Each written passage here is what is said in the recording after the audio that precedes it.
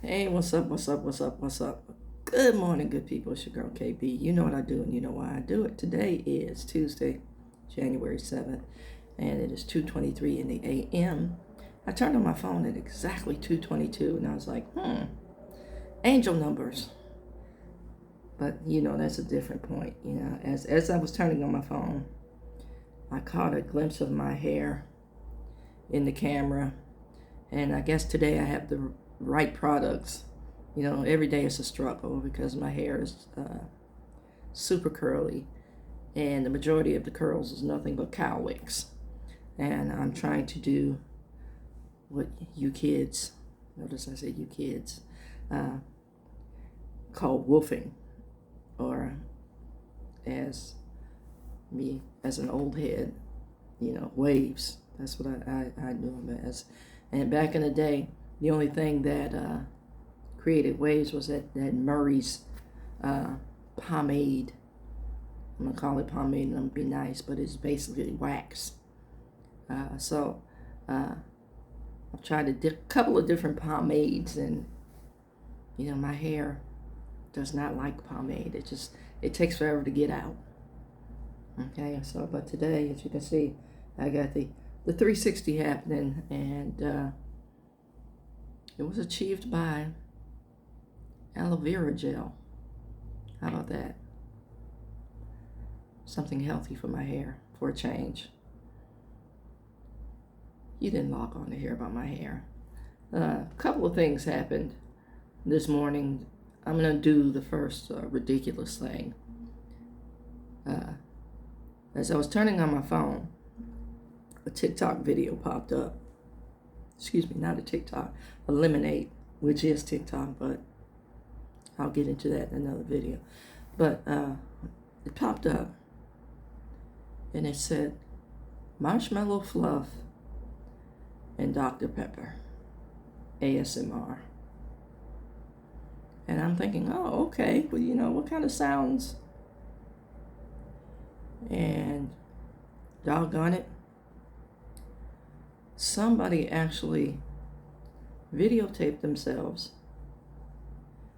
making a diabetes float with this concoction.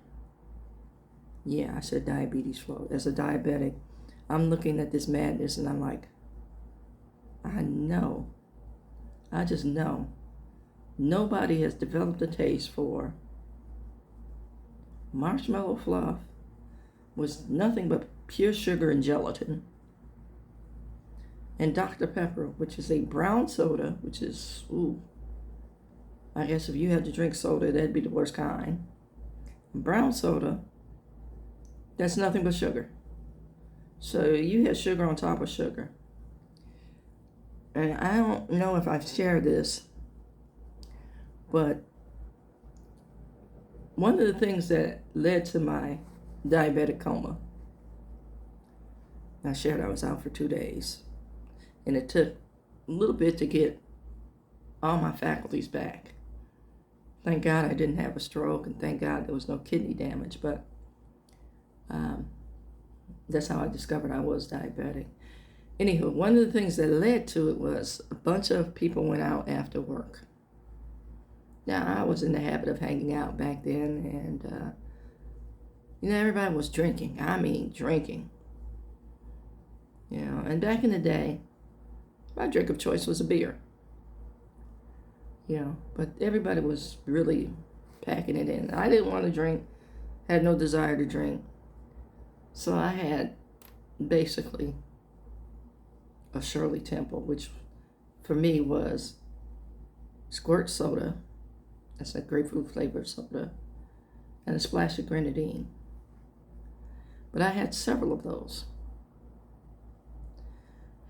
And by the time I left the joint with the folks, I noticed that my speech was a little jumbled and slurred, and my vision was blurred and, staggered a bit. So, like, one of the things that happens when you go into some kind of diabetes issue is some people appear drunk, and that's basically what was happening with me. I drove a friend home. I made it home. And then somewhere during the night, I had medically what's known as emesis. And for us laymen, I had projectile vomiting. And I got up to go to the bathroom, and I was found in the bathroom. I don't remember passing out. But when I got to the hospital,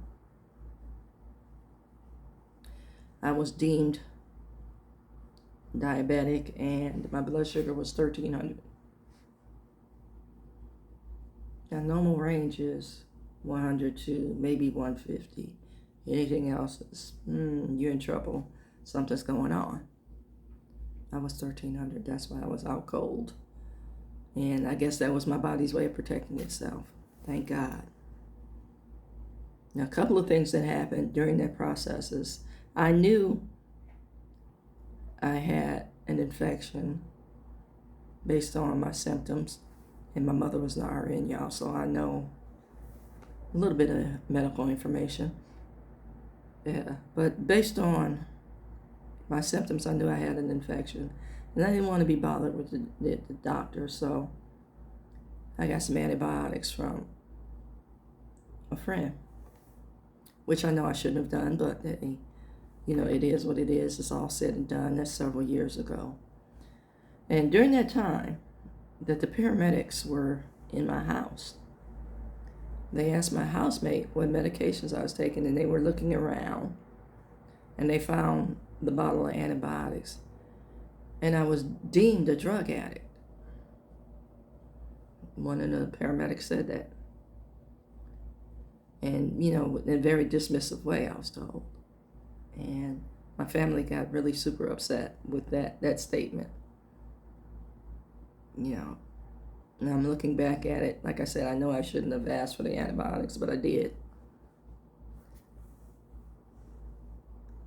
But, in that instance, the paramedic didn't know anything about me. I work as a substance abuse counselor.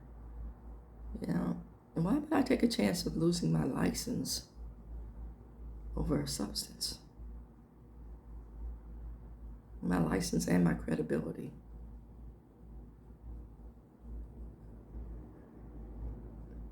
Amen.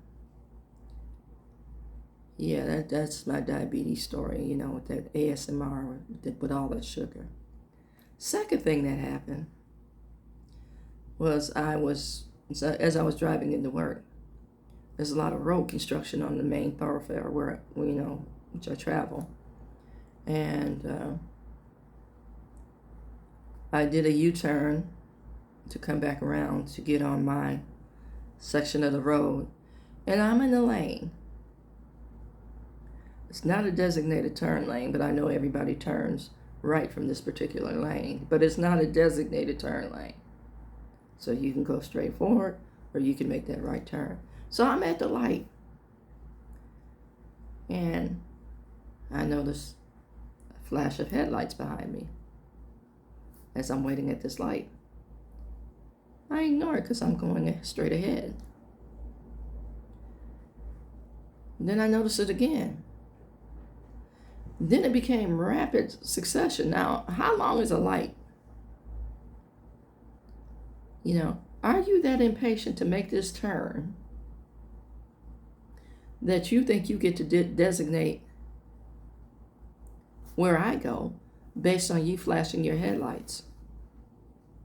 Your anxiety does not constitute an emergency for me. And I looked at it in the spiritual context. Your anxiety does not constitute an emergency for me. Your anxiety does not designate the path that I take.